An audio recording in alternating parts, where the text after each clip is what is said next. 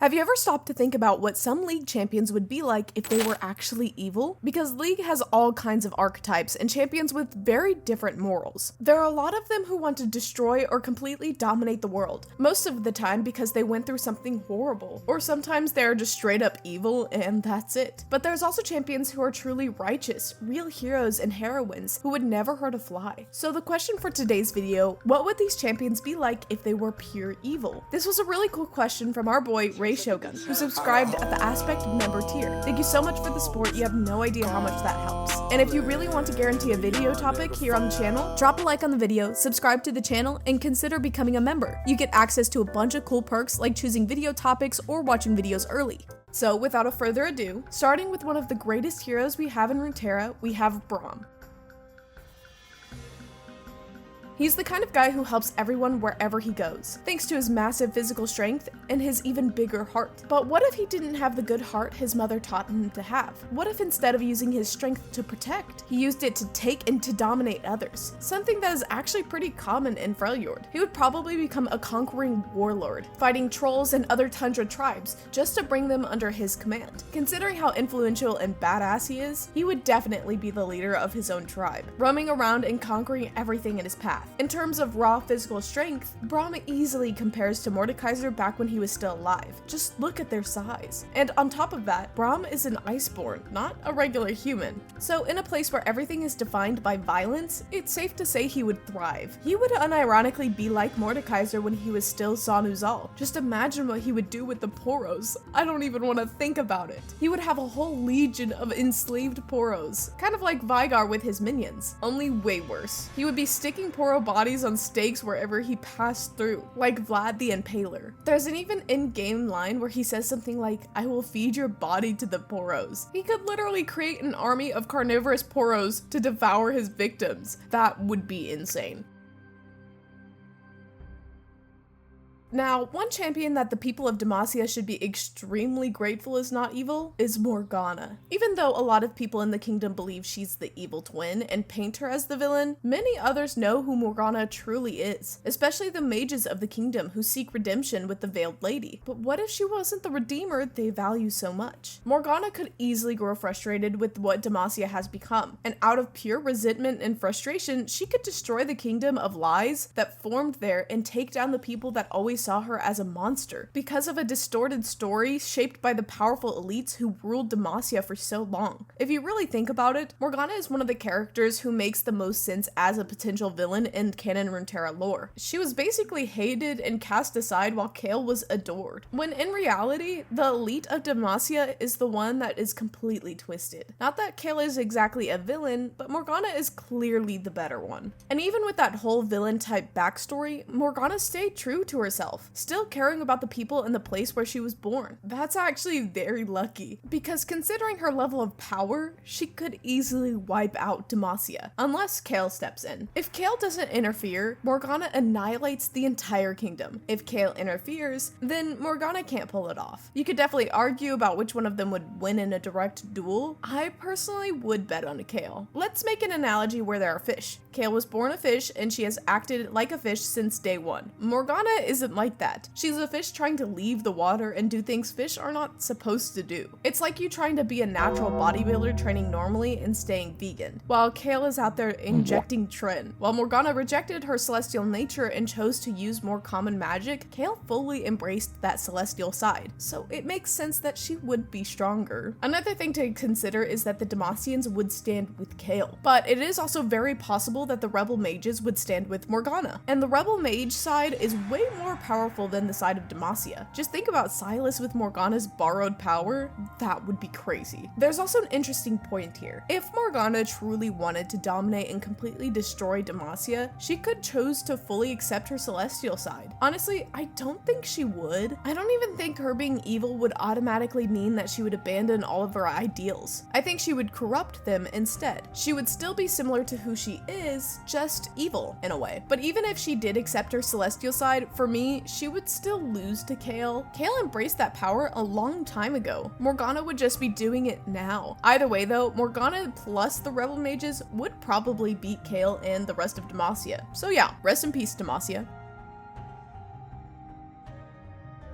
Another champion in the lore who's basically nerfed by his own convictions and teachings is Master Yi. The Wuju Bladesmen are pacifists. Wuju is only used to incapacitate and never deal a killing blow. It's a technique meant to end conflicts right away. Like, you literally can't use the Wuju style if you kill with it. And that's also kind of a downside for Master Yi, because if he killed someone, he'd lose Wuju. And he'd basically just be a human who's still way above average, but a lot weaker than he is right now. But let's say somehow managed to twist those monk dogmas and he could use Wuju to kill people. He would be basically unbeatable. Wuju is an insanely powerful technique. He'd be like Minato Namikaze from Runeterra, except he wouldn't actually teleport, he'd just be so fast he'd look like teleporting. He'd basically be invisible on the battlefield. Master Yi himself is considered a master from a really young age. He started training from around age 15, and Master Yi was so scary that the Noxians got so afraid of him, like literally afraid of just him, that they decided to use some insanely messed up chemical weapons. Basically bombs that were like the real world equivalent of a nuclear bomb on Master Yi's village where the Wuju temple was, because they were scared more people like Master Yi would join the war. People would drop on the battlefield without even seeing him. And these weren't random nobodies. They were experienced Noxian soldiers. And if during the war he decided to just go around killing Noxians, they probably wouldn't have bombed his village because there wouldn't have been anyone left to even launch the bombs. His masters, seeing his technique now stained with blood, would try everything to stop Master Yi so he could stop dishonoring the name of the Wuju. But I want to see who would actually be able to stop him. Imagine a fully berserk Master Yi killing for fun, roaming around Ionia wiping out everyone, just to get even stronger in his technique, or just because he feels like it, leaving a straight up trail of blood. You'd have to bring Zed, Shin, you'd have to bring a lot of people to stop my guy. This is the kind of situation where Kenku Order would have to step in for real, especially because the Wuju style comes from the style the Vistaya Shirei used. The whole thing is super spiritual. Considering Master Yi's power level, he would definitely cause a massive imbalance. There's also the Wukong factor. First off, if Master Yi was truly evil, he would have just killed Wukong. But there's also a big chance he'd accept Wukong as his disciple and train him to be evil too. And now that's one more villain champion. Wukong is a Vistaya, and I think he has a huge potential for the Wuju style, because Vistaya are naturally more connected to the spirit realm than normal humans. And the dude is being trained by Master Yi. That would be two monsters wrecking Ionia. They wouldn't be able to destroy all of Ionia or anything like that, but they would cause insane damage. Like, who is Jin next to them?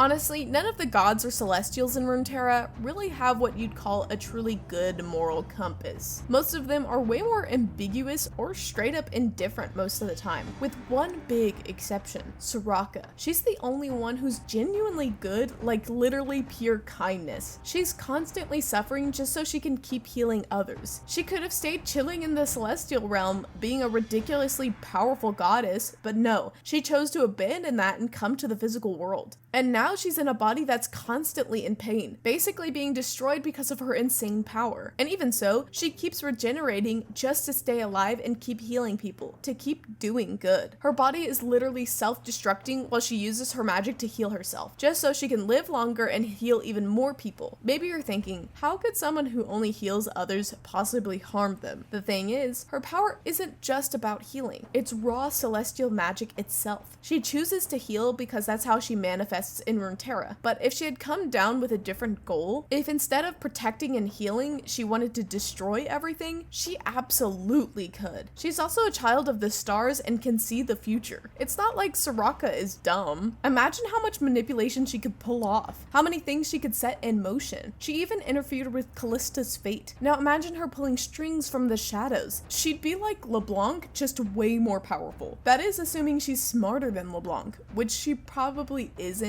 but she's definitely way more powerful just by being a celestial, like Bard or Aurelian Soul. Even though she's a celestial, she's not on the same level as them. But still, the damage she could cause is insane. We don't really see her full potential because she only heals people, and she doesn't do much beyond that. She's kind of just there in the lore, but if she flipped to the other side, she could do something like steal people's life force instead of healing them, literally draining the vitality out of living beings and turning them into dust in seconds. She could also doesn't torture people. Considering how powerful her healing is, she could easily make someone suffer forever. Like, I throw celestial magic into your body, it's way too powerful for you to handle, so it's destroying you, but at the same time, my magic keeps healing you, so you're stuck in that cycle forever. The potential she has to cause suffering is actually insane. If you really think about it, what is Soraka today? She's basically the messiah of Runeterra, the closest thing we have to a Jesus figure. And who's the opposite of Jesus? Yeah, I don't even need to say more about her.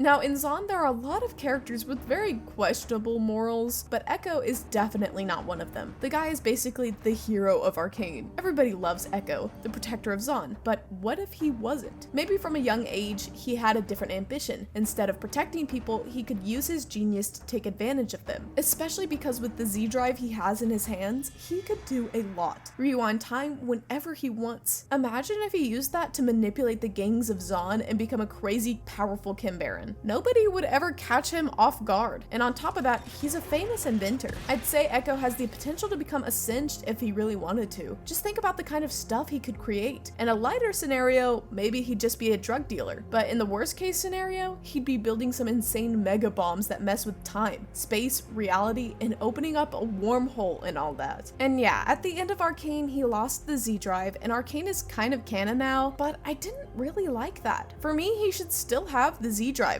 Whatever. But I don't think he would just start causing chaos for no reason. He would definitely use his abilities and his influence in the Undercity to become someone very important on the upper side, which in this case is Piltover. He'd for sure be running things from the shadows, kind of like Silco, but actually evil at his core since he'd be a full-on villain. The difference between him and the others is that rewinding time is just completely broken. No Kim Baron has insane power like that. They're basically normal humans. Meanwhile, Echo has something way more overpowered.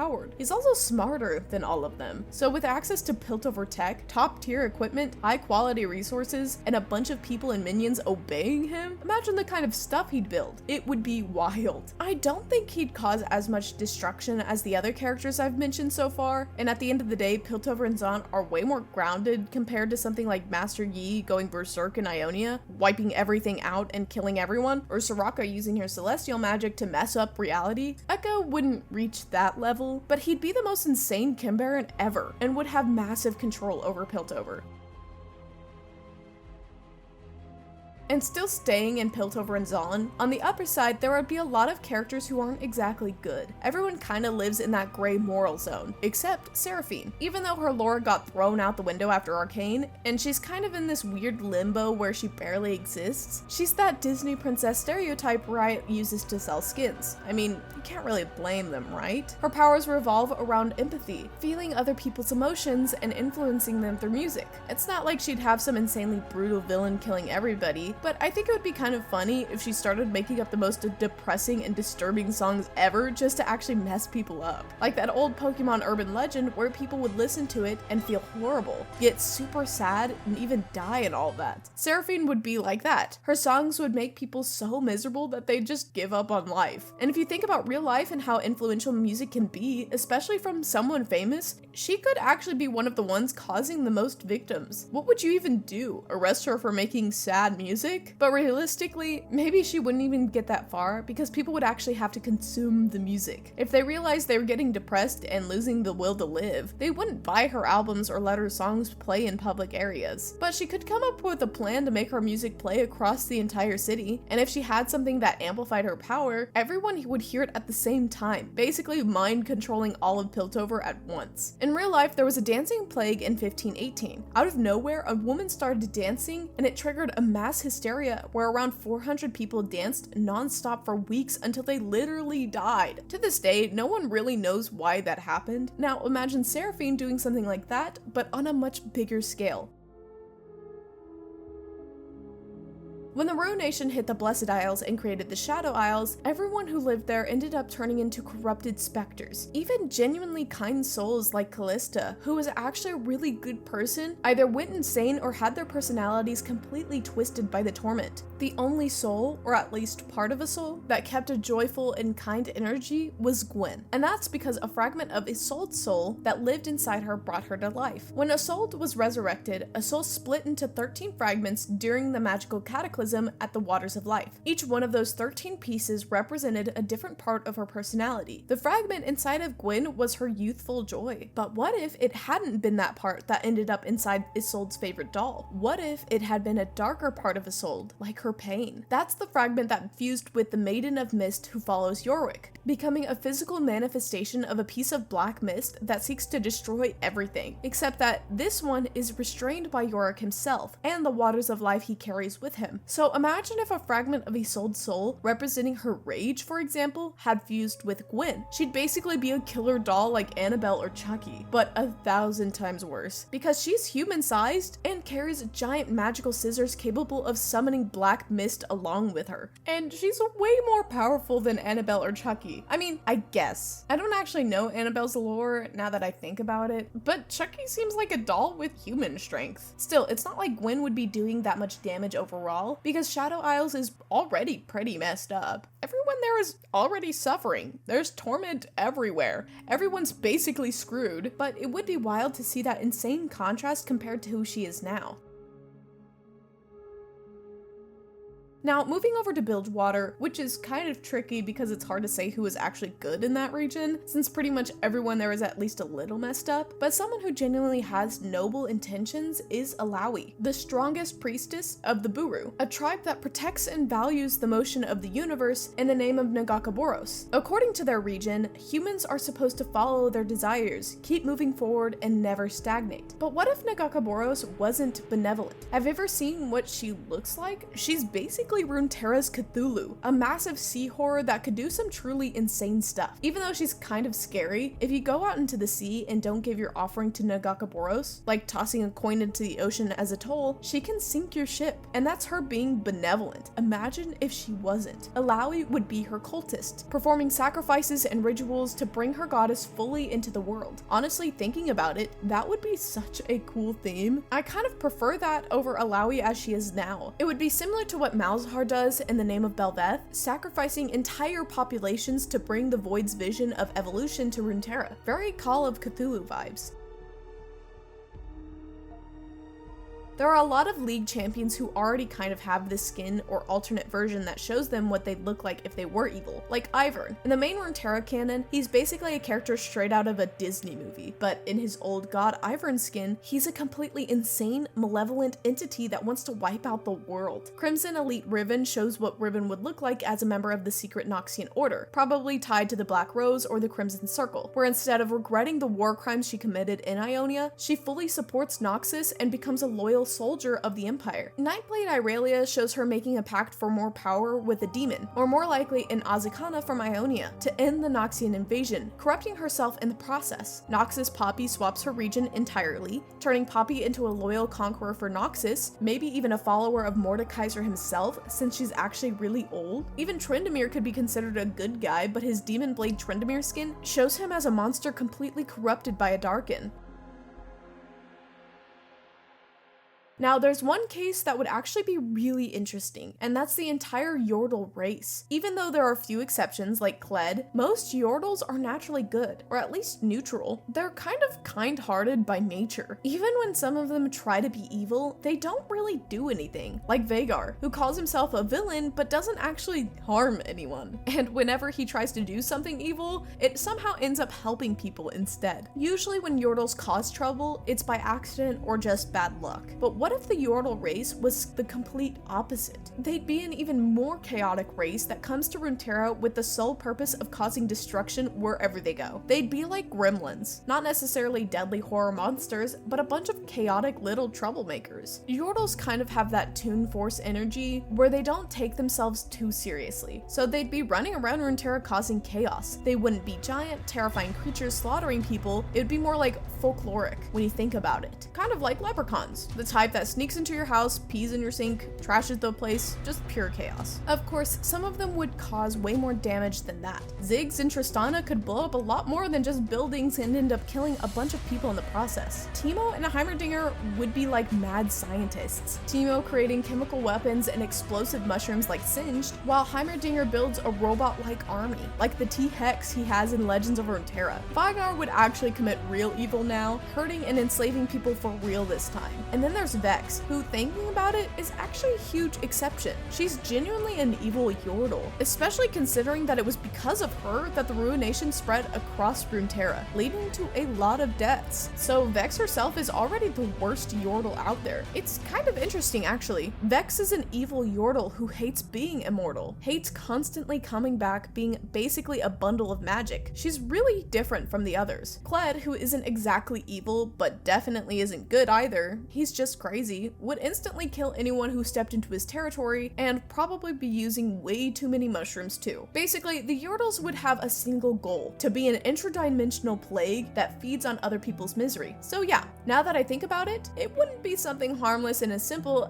as leprechauns at all. But that's basically it. I'll see you guys in the next video.